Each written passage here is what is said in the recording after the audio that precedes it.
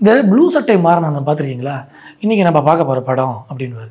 அதே போல் இன்றைக்கி நம்ம பார்க்க போகிற தலைப்பு ஈடி. அந்த ஈடிக்கிட்ட மாட்டிக்கிட்ட கேடி, அந்த கேடிகளை காப்பாற்ற போராடுற டேடி. டேடி யார்? நம்ம மாண்புமிகு தமிழ்நாடு முதலமைச்சர் அண்ணன் ஸ்டாலின்.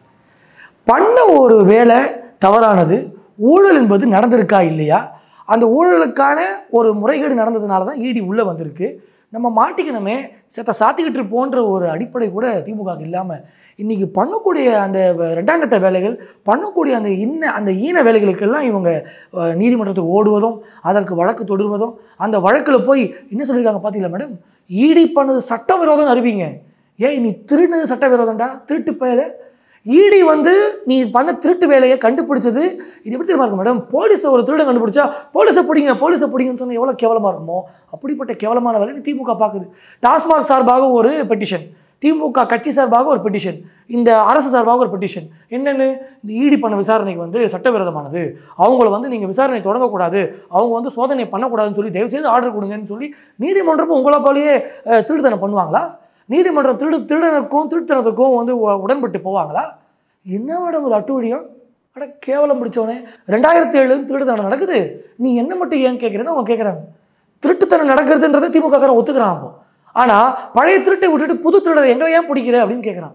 நாங்கள் சொல்வது, ஏன் சுதந்திரம் காலத்தில் திருடுறதுல முக்கியமான திருடன் நீ தான், திருட்டு பட்டம் அதிகமாக பெற்றவன் நீ தான். இனி உட்கார்ந்து இந்த ஆட்சியில் 4 ஆண்டுகளை திருடிட்டு அண்ணன் செந்தில் பாலாஜி ஒரு ஸ்டேட்மெண்ட் சொல்கிறார் சட்டசபையில். ஏதோ 10 ரூபா நாங்கள் மட்டும்தான் எக்ஸ்ட்ராவாக வாங்குற மாதிரி இந்த அரசு, இந்த மீடியாக்கள் தேவையில்லாமல் சொல்லுதுங்களே. இதற்கு முன்னாடி ஆட்சியில் 10 ரூபாய்க்கு மேலேயே வாங்கியிருக்காங்க.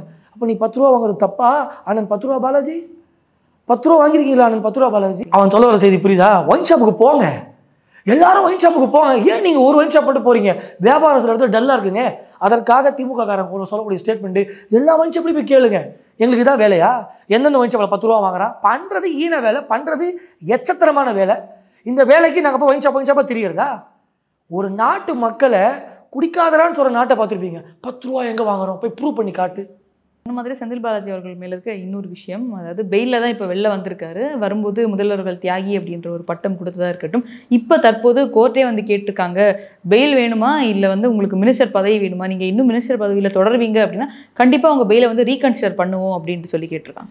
நான் கேட்குறது ஒரு வழக்கறிஞராக கேட்கக்கூடிய கேள்வி, பெயில்ன்றது மெரிட் பேசிஸில் கொடுக்கப்பட்டிருக்கா அண்ணன் செந்தில் பாலாஜிக்கு? அங்கே உள்ள வழக்கறிஞர்லாம் இவங்களாம் எந்த காலேஜில் படித்தாங்கன்னு தெரியல மேடம். மெரிட்டில் கொடுக்கக்கூடிய பெயில்ன்றது வேறு. இது ரொம்ப நாளாக அவர் ஜெயிலில் இருந்திருக்கிறாரு. சரி, ஒரு ஜாமீனை கொடுத்து ஒரே ஒரு நீதிமன்றம் பண்ணக்கூடிய ஒரு சின்ன ஒரு விஷயம் என்னென்னா, அதற்கு நம்ம ஒரு ரெஸ்ட்ரிக்ஷன்ஸ் கொடுத்துருக்கணும், அதற்கு சில கண்டிஷன்ஸ் கொடுத்துருந்தா இந்த அளவு ஆட்டம் இருந்திருக்காது. அதையும் ஒரு வழக்கறிஞர் சொல்கிறாரு, கண்டிஷன் கொடுத்தாங்களா, அமைச்சரவா வேண்டாம்னு சொன்னாங்களா? இதே ஒரு சாதாரண ஒரு பாமரன்னு தெரியக்கூடிய விஷயம். ஒரு 420 வேலை பார்த்துட்டு ஒரு ஆள் வராரு, அவரை தியாகின்னு சொல்றது அதை விட கேவலமான விஷயம். அவர் எப்படிங்க மந்திரி ஆக்கலாம்? இல்லை, பெயில் வாங்கிட்டு வந்த மறுநாள் அவருக்காக ஒரு மந்திரி சபையை இது பண்ணுறாங்க, ஆளுநரை கூட்டு வந்து மந்திரி ஆக்குறாங்க. இல்லை, அவர் ஜெயிலில் இருக்கும்போதே ஆளுநர் RN ரவி அவர்கள் இப்போது அந்த இலாக்கா வச்சுக்க முடியாது அப்படின்னு சொன்னப்போ கூட இல்லை கொடுக்கலாம் அப்படின்றத கோர்ட்டு தானே சொல்லிச்சு. இல்லைங்க, நான் கேட்கக்கூடிய ஒரே கேள்விங்க, கோர்ட் என்பது ஒன்று சொல்லிருச்சு. நான் கேட்பது, 1 வருடத்திற்கு மேலே ஒருத்தர் சிறையில் இருக்காரு, எதனால்? அவர் வீட்டு தகராறா, அவர் சொத்து தகராறாக கத்திட்டு இருக்கோம்.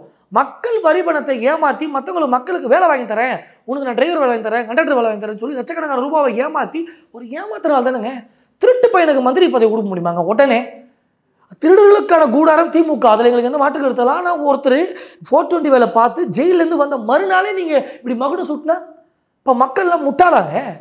அந்த மந்திரி பதவி யார் கொடுத்த பதவிங்க? யாரால் பெறப்பட்ட பதவி? மக்கள் நம்ம தானே கொடுக்குற பதவி.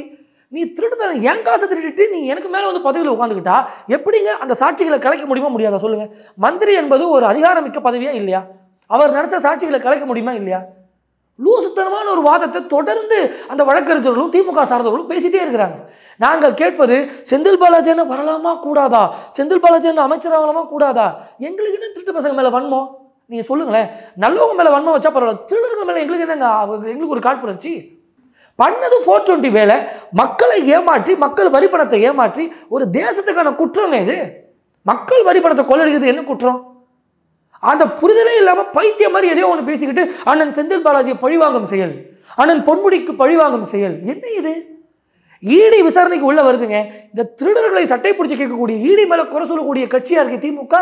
Court has many works madam. நீங்கள் நினைக்கிற மாதிரி ஒரு நீதிமன்றம் ஒரு பெரிய ஸ்ட்ரக்சர். அந்தந்த கேஸ் வரும்போது தான் அதற்கான விஷயங்களை மாண்புமிகு நீதிபதிகள் கருத்து சொல்லுவாங்க. நீதிபதிகள் அதிருப்தி ஆயிட்டாங்க. வேலையை விட்டு போகலாமான்ற அளவுக்கு யோசிக்கிறாங்க. இதை நீங்கள் வந்து கூட பார்த்தீங்களான்னு கேட்காதீங்க. அந்த மனநிலை புரியும்ல, நம்மளை போல சக மனிதன் தானே அவங்களும். அவங்க கேட்கக்கூடிய கேள்வி, எப்படியா மந்திரியா வச்சுருக்கீங்க, நீங்கள் எப்படியா மந்திரி ஆக்கலாம், உனக்கு மந்திரி வேணுமா இல்லை பெயில் வேணுமான்னு கேட்குறாங்க.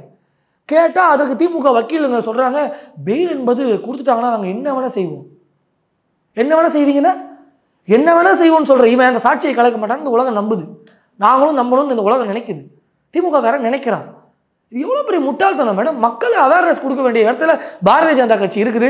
இவன் பண்ணுற இந்த 420 வேலையை சொல்ல தானே செய்யணும். நாங்கள் திருட்டுத்தனம் பண்ணுறது, ஊழல் பண்ணுறது, பெருசாலி மாரி சுற்றி வராங்க. எங்கே எப்போ கொள்ளடிக்கலாம், எங்கே எவன் கிடைப்பான்னு சுற்றி வர்றதுங்க.